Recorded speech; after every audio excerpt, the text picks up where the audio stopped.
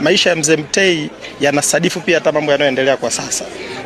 Sisi kama vijana wa Chadema tunamkumbuka Mzee Mtei kwa uadilifu wake na mapenzi yake makubwa kwa chama chetu. Sisi vijana wa Chadema tunayo tabia fulani ambayo huwa sio nzuri kidogo. Mara nyingi huwa tukimwona mtu yoyote haeleweki kwenye chama chetu, huwa ni wepesi sana wa kumvamia na kumshutumu kwa lolote.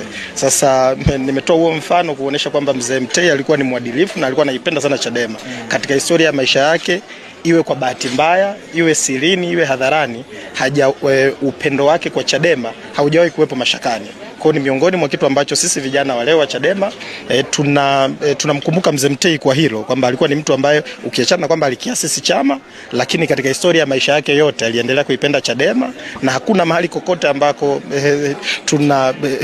kwenye rekodi zozote zinamtambua kwamba Mzee Mtei aliwahi kuyapunguza mahaba yake na mapenzi yake kwa Chadema. Kwa hiyo ni jambo la kwanza na la msingi ambalo sisi tumejifunza pia, kwamba leo wako viongozi wengine kwenye madaraka ndani ya chama chetu, upo muda watakuja kuondoka na wao kama ambavyo ataondoka Mzee Mtei, lakini kumbe message na ujumbe mkubwa ambao tunaupata ni kwamba chama hiki kimebeba matamanio na hatima ya Watanzania. Kwa kila mmoja wetu awe ofisini, awe amemaliza kutimiza majukumu yake, anapaswa kukilinda. Hilo jambo la kwanza. Jambo la pili ambalo sisi pia vijana tunajifunza kwa Mzee Mtei, alikuwa ni kiongozi kwa kweli aliyekuwa na misimamo, alikuwa ni mtu anayeamini katika ujenzi wa hoja, na kipindi chake ambacho yeye alikuwa ameanza mwanzo wa kuasisi mifumo ya vyama vingi, kwa maana ya kuanzisha chama cha upinzani. Kipindi hicho watu wengi sana walikuwa wanaona kama huyu msomi, kwa nini anaanza kuhangaika na mambo ya Chadema? Lakini alikuwa tu sio msomi, alikuwa ni msomi ambaye aliamua kuitumia elimu yake kwa manufaa ya jamii yake. Situation hiyo iko hata sasa. Sisi vijana wengine ambao tunajishughulisha na shughuli na siasa za upinzani, wako watu wengi wanatushangaa kwamba kwa nini tusingeweza kufanya kazi, tusiajiriwe serikalini, tukawa na maisha yetu mengine, kwa nini tunafanya siasa za upinzani? Kwa hiyo hilo ni funzo na hiyo ni misingi ambayo sisi tumeirithi kutoka kwa muasisi wetu wa chama Mzee Edwin Mtei.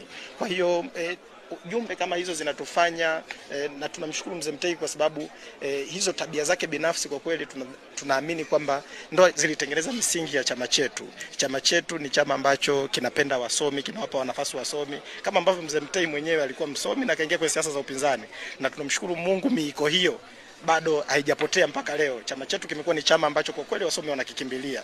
Ukiachana tu na wasomi, pia watu wa makundi mengine, kwa sababu Mzee Mtei alikuwa anawapenda watu wa makundi yote. Na sisi tunaendelea kudumisha jambo hilo. Chadema imeendelea kuwa chama ambacho wasomi wanakimbilia, na sifa kubwa ya zaidi kwetu ni kwamba sio tu wasomi wa Chadema ni tofauti na wasomi wa CCM. Wasomi wa Chadema ni kama alivyokuwa tu Mzee Mtei, alikuwa ni msomi ambaye anatumia elimu yake kwa manufaa ya jamii yake. Anashauri kwenye kukosoa, anakosoa, kwenye kushauri anashauri. Jambo hilo tumeendelea kulidumisha mpaka leo. Tunaona kabisa wasomi walioko Chadema leo wanaendelea kutunza tunu hiyo. Lakini pia Mzee Mtei alikuwa mjenzi mzuri wa hoja, na tunamshukuru Mungu kupitia tunu hizo pia mpaka leo Chadema imeendelea kuwa ni chama ambacho cha watu wanajenga hoja, na tunafikiri hatutapaswa kuacha tunu hiyo na misingi hiyo ambayo wakina Mzee Mtei na wenzake waliasisi. Leo kabla tujamaliza, wakati wa uhai wa Mzee Mtei alikuwa tayari ni kama amewasisi, lakini akawa ameacha chama kinafanya shughuli zake, lakini tumesikia wakimsifu kwamba amepumzika lakini na heshima zote bila usaliti na kadhalika na kadhalika. Kwa nini hilo neno wanasema amepumzika bila usaliti? Tafsiri yake hasa ni nini? Tafsiri yake kama nilivyosema hapo awali kwamba kwa kawaida mtu yote akistaafu ana uwezo kuwa na nafasi na yeye kutoa maoni yake juu ya jambo lolote. Na kama nilivyosema kwamba sisi vijana wa Chadema tunayo tabia ambayo inaweza kasi sio nzuri sana, kwa sababu ya namna ambavyo tunayapenda mapambano yetu. Huwa ni wepesi sana wa kuwa na wasiwasi na mtu yoyote, kiongozi yoyote, namna ambavyo anafanya chochote, hasa mara baada ya kumaliza muda wake. Lakini kwa Mzee Mtei, kama nilivyosema, ni mtu ambaye alikuwa mwadilifu na mtu ambaye alikuwa anaipenda sana Chadema.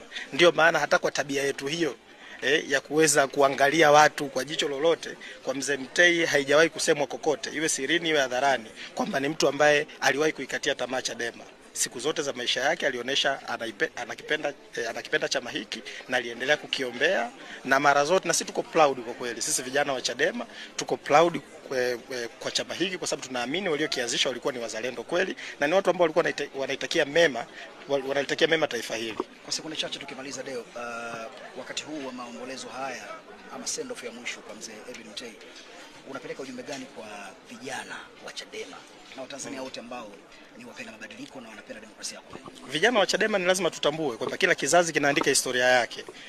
Wakina mzee Mtei walifanya kazi yao, walitimiza wajibu wao wa msingi, na mimi naamini mzee Mtei hana deni hapa duniani na hana deni mbinguni kwa utume wake akiwa hapa duniani.